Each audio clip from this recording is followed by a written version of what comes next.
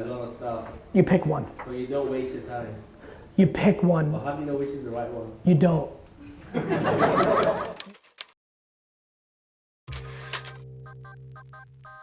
How do you deal with the unknown? Like when it comes By recognizing I have no choice.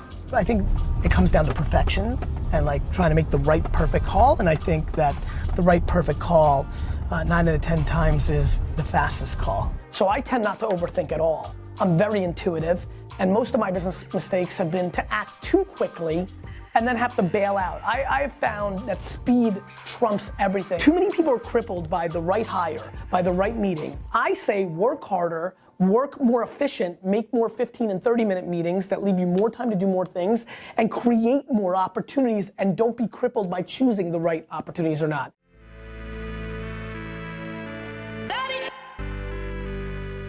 I believe one of the most fascinating excuses in life is that I'm so good at so many things that I don't know which one to pick. So many of you are not taking action because you overthink it. You overthink it. You overthink it. I think the thing that bothers me is that people are crippled by their options and then actually aren't doing anything in parallel. They're lollygagging while they decide. If you're so good at so many things, you'll pick one, you'll be good at that, and you can do a bunch of things. I'm doing a bunch of things.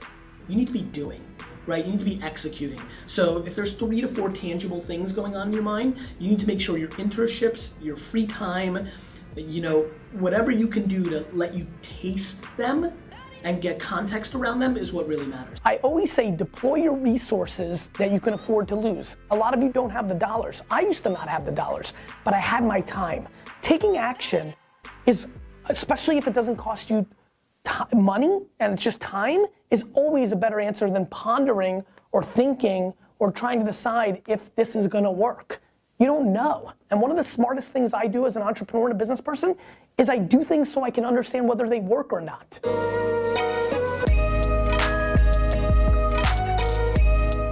There was never a day in my life where I didn't have something that I called the 80% of what I do. That's right. What I think you need to figure out is you've got to create at least one burger.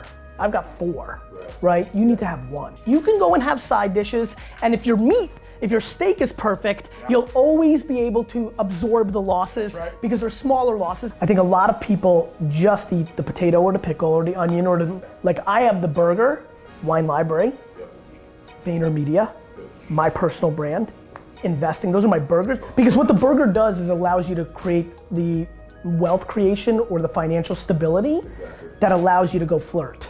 And then when something over here becomes bigger, you can turn that into the main part, and that can become the steak. Too many people have all side dishes and no steak. Do you ever get anything wrong? What do you do when you make a mistake? I get everything wrong. It's just that I can't recall it because once it's wrong, I'm moving on to the next thing. I passed on Uber twice. When they were raising money at a $4 million valuation, I passed, even though Travis is one of my boys and I think is one of the best entrepreneurs in the world. Had I wrote a $25,000 check into that company like I did the other companies, it'd be worth $300 million. Jesus Christ. Now you have to understand, this is my homie. He's acknowledged in my book. That's what you have to do when you're playing the game. That's what you have to understand when you're an entrepreneur. Those misses are gonna come in my career. I look at losing as a positive, mainly because everybody here doesn't like losing because they're worried what other people think about their loss. Yep. I don't care what you think about my losses. My L is my L. You're more than welcome to leave a comment and clown on me when I fail on something, when something doesn't work out. I have good news for you. I don't give a what you have to say.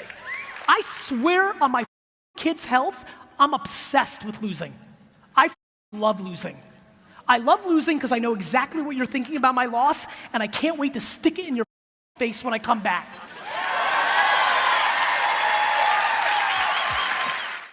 Be more efficient with what you do to allow you to do more things, then you don't have to worry about the subjective and non-controllable, like knowing what's good or great. That's the recap.